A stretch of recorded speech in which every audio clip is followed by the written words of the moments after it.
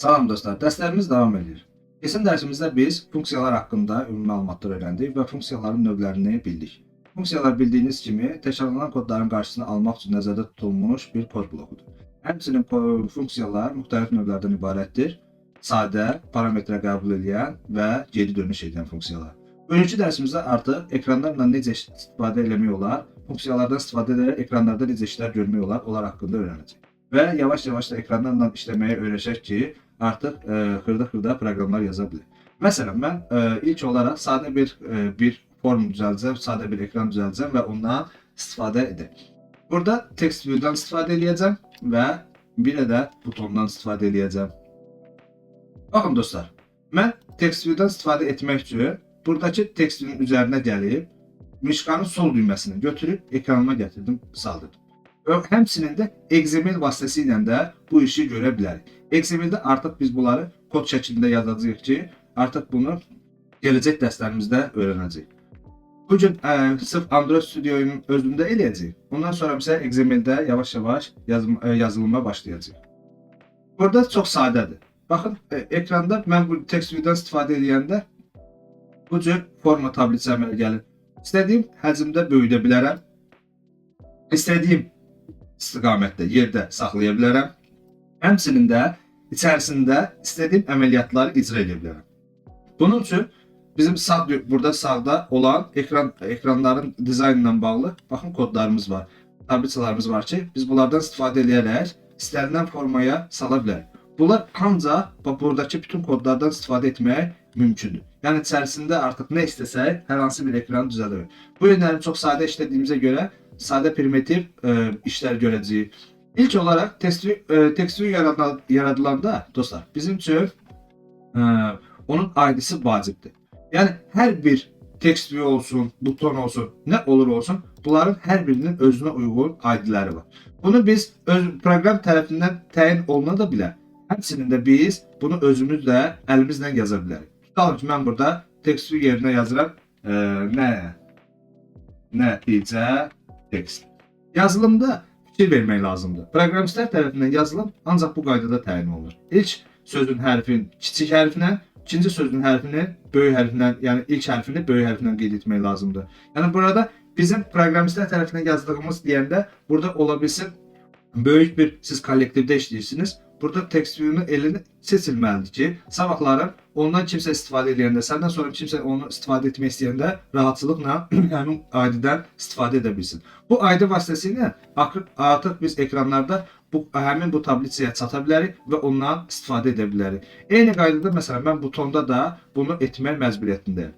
Baxın dostlar, mənim bunu edəndə, nəticə text ID eləyəndə, enter düyməsindən istifadə edəndə mənim üçün bax tabletçi əmələ gəlmişdir. İndi mən məsələn tutalım ki, text 1 edim və burada məsələn enter düyməsindən istifadə edim. Baxın dostlar, mənim üçün bax bu cür ekran əmələ gəlir.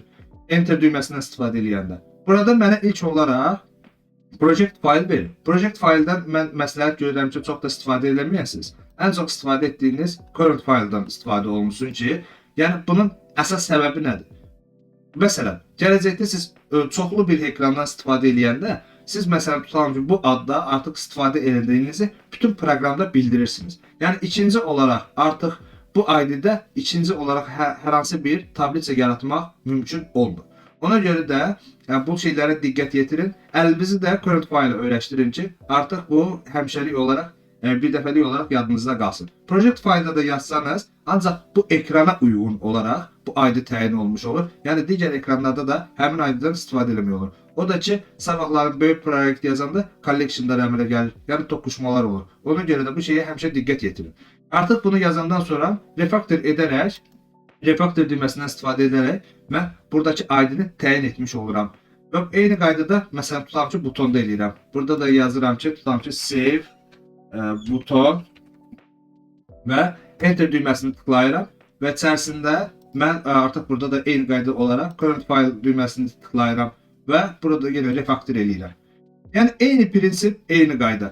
Məsələn, mən buradakı tabletçanın içərisində xırda bir dizayn dəyişikliyi eləmək istəyirəm. Tutalım ki, istəyirəm ki, buradakı yazılımımız tam mərkəzdə olsun. Onda artıq gravitasiyada istifadə eləməliyik və gravity yazanda gravity özü bizə göstərir.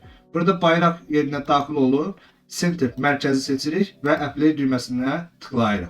Artıq bizim bütün bu orada yazılımımız tam mərkəzdə olur. Məsələn, buradakı yazılım çox kiçikdir. İstəyirəm ki, onu az-azıq olsa da böyüdüm. Məsələn, bunu böyütmək üçün artıq mən burada size-dan istifadə eləməliyəm. Artıq size-dan istifadə edəndə, məsələn, tutalım ki, 24 sp edirəm. Gördüyünüz kimi buradakı yazı artıq 24 sp-yə, yəni 24 ölçüsünə qalxmış oldu. Eyni qaydada məsələn mən butonda da bu məsələn ölçünü dəyişə bilərəm. Məsələn, tutalım ki, burada edə bilərəm, tutalım ki, 24. Baxın, eyni formada dəyişmiş oldu. Yəni buradakı yazılan bütün dizaynla bağlı məlumatları hamısında eyni prinsip daşıyır. Bunları istədiyim cür, məsələn, edə bilmək imkanım var.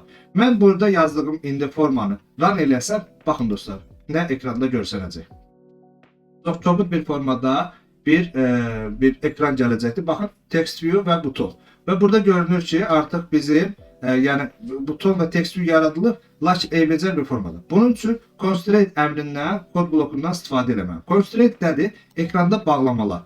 Yəni mən buradakı tabliçanı harda olmağını, harda kimə bağlanmağını istəyirəm. Məsələn, bunu bağlamaq üçün baxın burada onun sol, məsələn, yumru hissəsini mişqanın sol düyməsinə tıklayıb ekranın sol tərəfinə bağlaya bilərəm. Və buradakı sağdakını həmçinin sağ tərəfə və yuxarıdakını da yuxarı hissəyə. Artıq mən bu tabliçanı istədiyim yerdə saxlaya bilərəm və burada görsənişi də eyni bu qaydada olacaq. Məsələn, butonu da edirəm sola, sağa və bundan yuxarı və bir-birinə. Artıq baxın, bu buna bağlı olduğuna görə text view'də mən buna hərəkət etdirdikdə artıq baxın buton da eyni qaydada bununla bərabər hərəkət etmiş olur.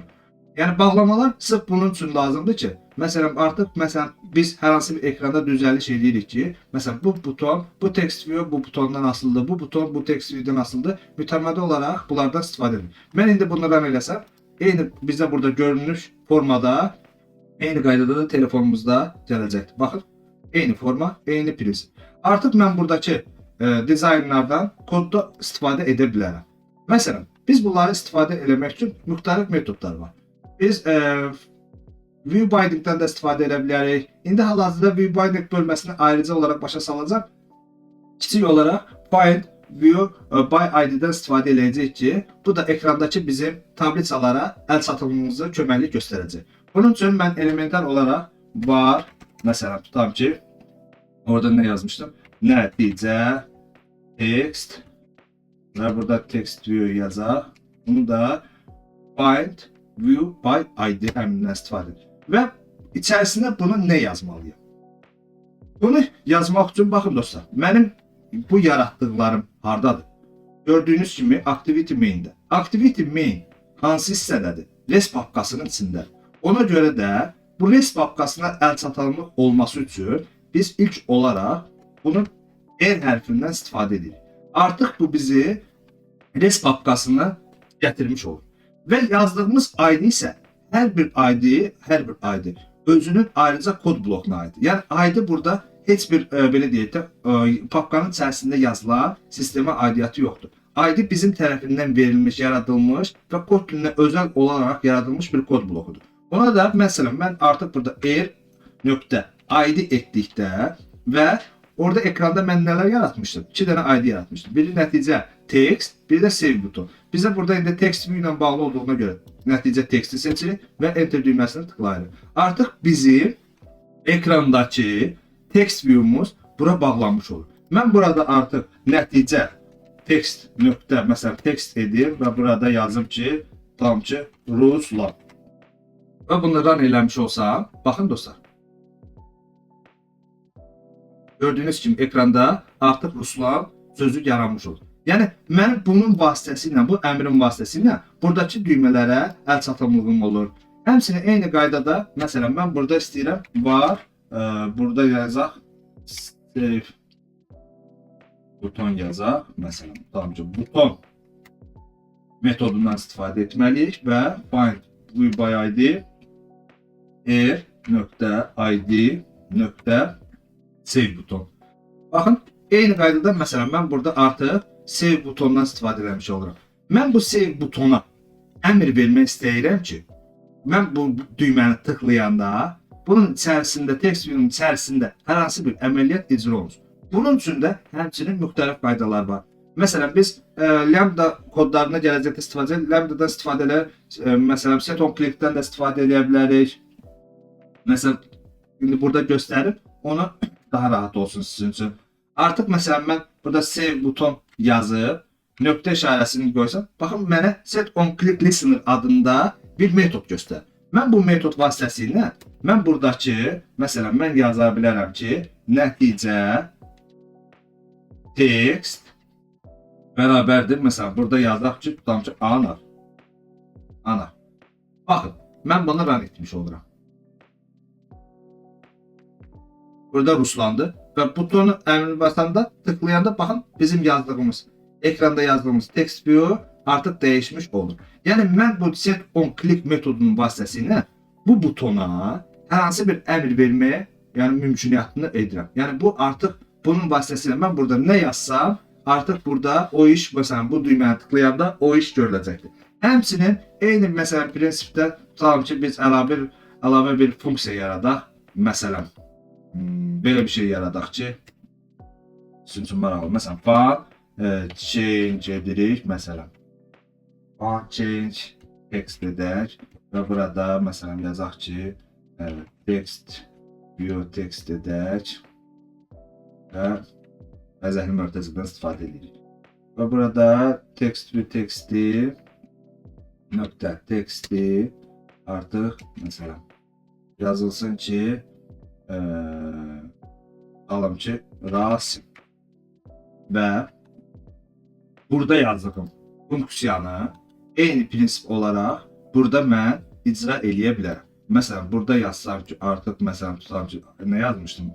Change funksiya yazmışdım da və içərisində change textini, məsələn, burada qeyd eləmişdim, tam ki, nəticə text.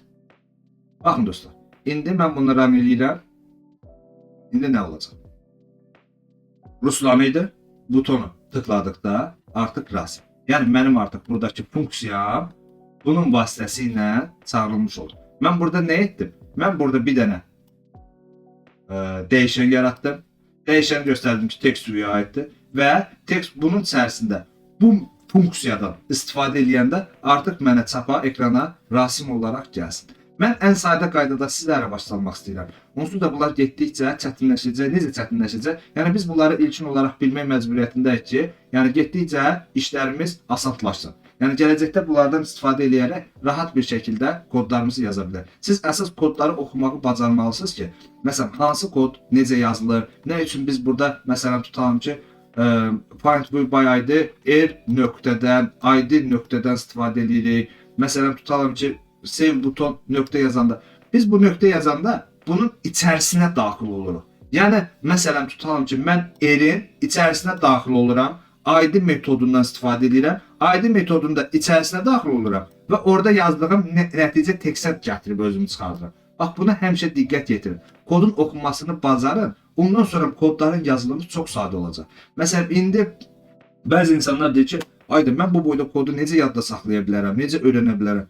Bunu öyrənmək yəni elə bir qəliz məsələ deyil. Əsas kodun oxumağını bilməlisiniz ki, arada nəyi necə yazmalısınız və nəyi necə harda istəyir. Məsələn, tutalım ki, hər hansı bir papkada nəsə yaratmışsınızsa, hər hansı bir yerdə nəsə yaratmışsınız, ona necə əl çatanlıq ola bilər. Bax, ona görə də bax, kod oxumağını bilmək məcbur. Məsələn, ola bilsin ki, bax, görürsünüz ki, böyük bir kodlar, kod blokları var, içərisində eyni qədər kodlar var. Siz onları oxumağı bacarsanız, o kodlar sizin üçün çox sadə olacaq. Çünki demək olar, məsələn, hal-hazırda məsələn 300-400 dənə kod var ki, daimi olaraq istifadə olunur. Hər bir yerdə istifadə olunur. Siz onları bir dəfə oxuya bilsəniz, onların məsələn bildiyiniz o kodları nə üçün yazıldığını bilsəniz, sizin artıq kod yazmağınızla bağlı heç bir probleminiz olmayacaqdır. İndi dərsimizə davam edək. Məsələn, biz ilk olaraq nə etdik? Funksiyalardan istifadə edərək sadə bir belə deyək ki, düymə tıkladıqda artıq içərisində hər hansı bir əməliyyatı icra elədik. Məsələn, biz indi bunu ikinci metodundan istifadə edək ki, necə etmək olar? Onun ikinci metodu bizim activity main-də daxil oluruq. Burada onClick adında bir düymə var. onClick. Mən eyni prinsiplə məsələn, bayaqların set on clickdən istifadə elədim. İndi on click metodu isə artıq məni ekranla görüntümü bura bağlamış olur ki, məsələn, artıq ekranlarla istifadə eləyərək, ekrandan istifadə eləyərək mən hər hansı bir işi icra eləyə bilərəm. Mən indi on click metodunda burada yazıram, tutalım ki, save. Bax, burada yazdığım bu save vacib bir sözdür. Necə? Məsələn, mən bunun içərisində istənilən söz yaza bilərəm. Delete də yaza bilərəm, əmr də yaza bilərəm. Yəni, hər hansı bir, yəni burada yazılan söz kod deyil. Yəni, özümüz tərəfindən təyin olunandır. Mən yazıram, tutalım ki, save. Və bu metodu, buradakı olan yazılan metodu, mən qeyd edirəm ki, buradakı yazılan metod, məsələn, save adında olsun. Və bunu həmişə, məsələn, mən artıq kopyalayıram ki, məsələn, buradakı save, məsələn, mən artıq kopyaladım və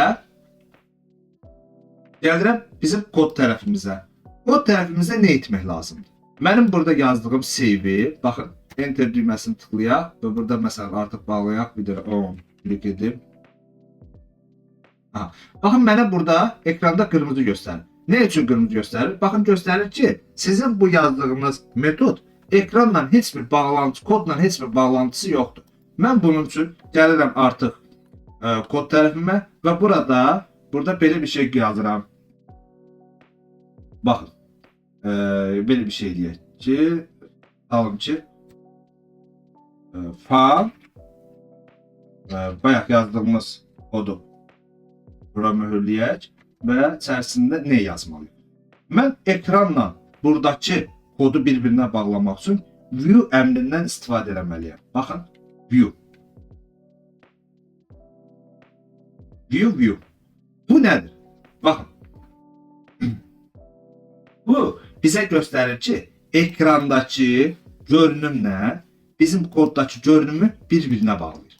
Bax, bu view ekrandakı görünümlə bizim buradakı görünüm bir-birinə bağlı. Yəni, mən artıq bunun içərisində hər hansı bir əməliyyat eləsəm və buradakı butonu, məsələn, buradakı butonun adını dəyişək, bizim üçün rahat olsun. Butonda, bir dəqiqə, adını yazaq. Save. Yəni, belə bir şey yazaq. Görünümdə bizim üçün rahat olsun.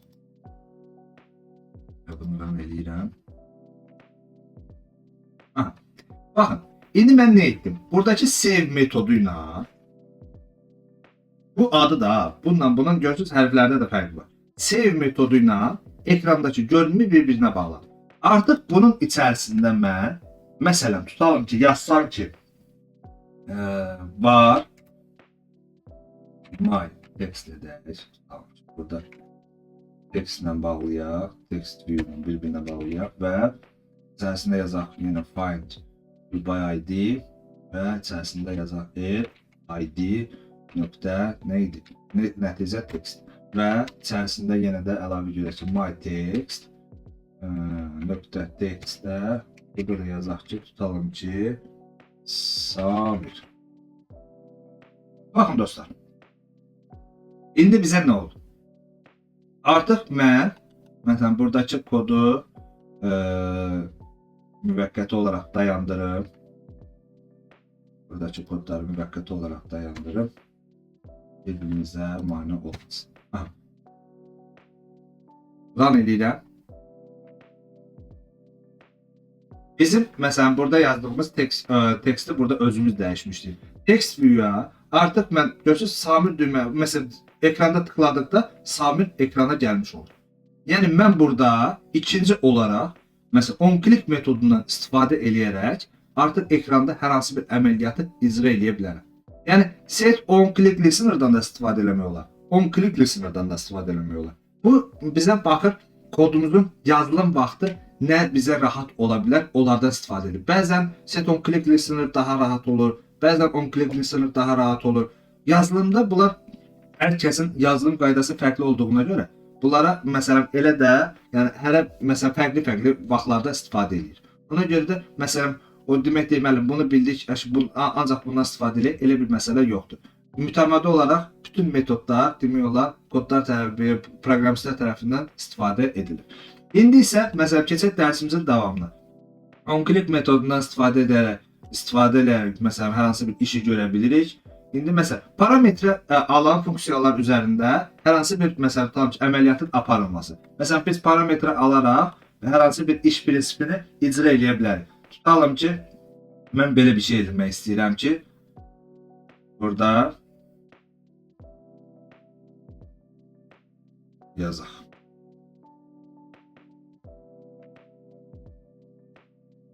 İşin uzun olması üçün ben burada belə bir şey yazım. New text yazaq. New text. Burada belə bir parametre, string parametresi qəbul eləsin və artıq məsələn tutalım ki, buradakı kodu müvəqqəti olaraq dayandıraq. Bu bizə mane olmasın. Yuxarıda parametre ilə qəbul edən kodumuzu yazaq. Baxın dostlar, mən artıq buradakı yazdığım funksiyaya əlavə parametre qeyd elədim. Bu parametre qeyd elədiyimə görə burada baxın məndə kodda gördüyünüz kimi artıq error göstərir. Nə üçün? Bu məndən nə istəyir artıq? Baxın göstərir ki, siz təzə new text adında parametre qəbul eləməlisiniz. Yəni hər hansı bir söz yazmalısınız. Bunun üçün məsələn tutalım ki, nəticə burada yazıram ki, tutalım ki, əmr icra olundu. Və bunu run eləyək. Görün bizə nə olacaq, nə olacaq. Mən save tıkladıqda Rasim gəlir və bu artıq bizdə öz içərisində ekranda görsənməsə də öz içərisində hər hansı bir işi əməliyyatı icra eləmiş olur. Baxın indi məsələn tutalım ki, mən hər hansı bir bunun içərisində əlavə kodlar da yaza bilərəm, hər hansı bir əlavə işlər də görə bilərəm, hər hansı bir parametrelər də görə bilərəm. Həmçinin bu parametreləri eyni qaydada ekranda göstərə də bilərəm. Burada sadəcə parametre qəbul edən funksiyaları istifadə edərək biz kodlarımızı yazmağı göstərdim ki, burada məsələn biz artıq bunun içərisində istənilən qədər parametre qəbul edə bilərəm. Bu mənim üçün heç bir, yəni belə deyək ki, problem yaşatmır.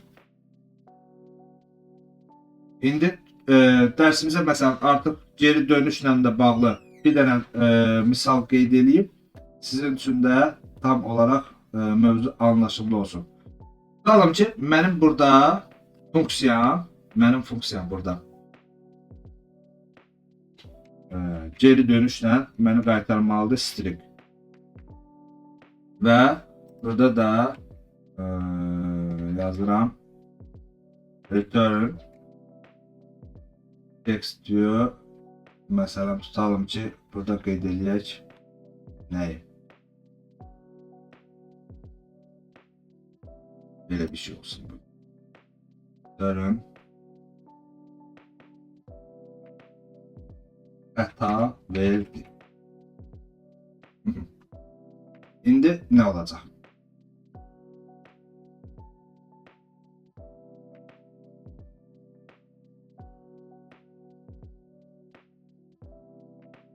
Burada məmnun edim. Necə və my text buradan istifadə edərək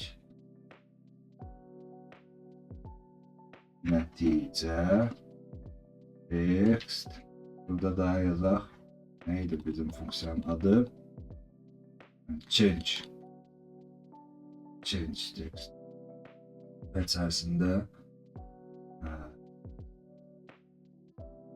olanları gəlisilə bizə əlavə olaraq problem yaratmayacaq. Aslında onları siləyik. Cinsi. Baxın, indi mən bunu run eləyəndə nə olacaq? Xəta verdi. Yəni buradakı eyni parametre mənə geri dönüşü eyni qaydada mən bura çapa verə bilərəm. Yəni bu prinsiplə eyni qaydada çapa verə bilərəm. Funksiyalarla bağlı onsuz da mütəmadi olaraq dərslərimizdə istifadə edəcəyik. Onda daha çox anlayışınız olacaq, daha çox məlumatınız olacaq. Mən qısa məlumatlar verdim indi. Gələn dərsimizdə də artıq klassları öyrənək və daha geniş məlumatlar, ekranlarla daha rahat işləməyi getdikcə, məsələn, əliniz də öyrəşəcək. Sadəcə mənim istəyim ondan ibarətdir ki, mənim bu yazdığım kodları özünüz də yazın, əlləriniz öyrəşsin ki, məsələn, artıq o mышечный память deyirlər, əzələ yaddaşı. Özünüz də gələcəkdə rahatçılıqla kodlar yaza bilərsiniz. Və həmçinin də hər hansı bir sualınız olarsa, hər hansı bir məsələn xəta verərsə, xəta baş verərsə, birinci olaraq özünüz həll edin. Əks halda nəsə məsələn tutalım ki, köməklik istəyirsinizsə, kommentlərdə yaza bilərsiniz. Bugünkü dərsimiz bu qədər. Dərsi bəyəndinizsə like etməyi unutmayın. Gələn dərs görüşənədək. Sağ olun.